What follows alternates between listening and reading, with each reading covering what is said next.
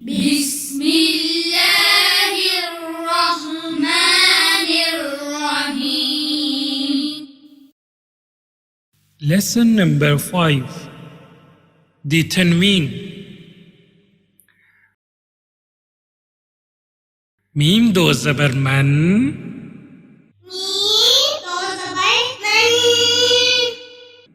میم دو زیر من،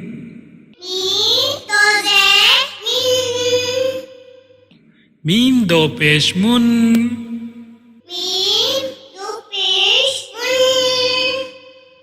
با دو زبر بن،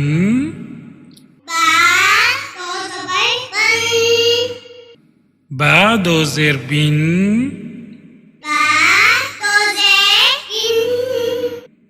با دو پیش بن،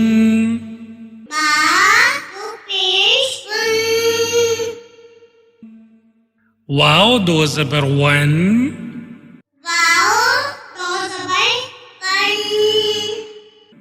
واو دو زیر وین،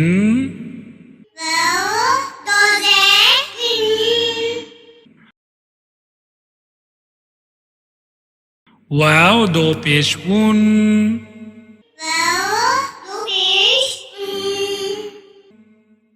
فا دو زبر فن،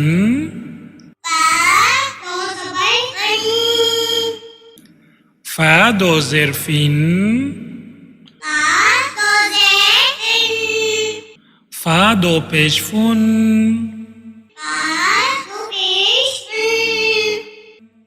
ثا دو زبر ثن، ثا دو زیر ثین، ثا دو پیش ثن،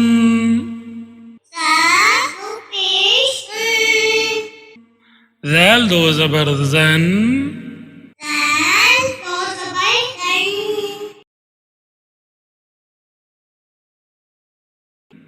ذال دو زیر ذین،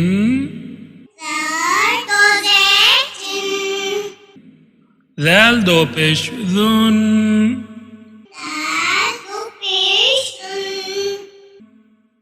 ظا دو زبر ظن، ظا دو زیر ظین،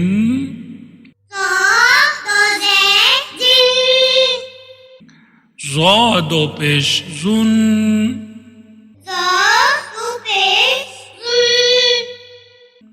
ز دو زبر زن، ز دو زیر زین،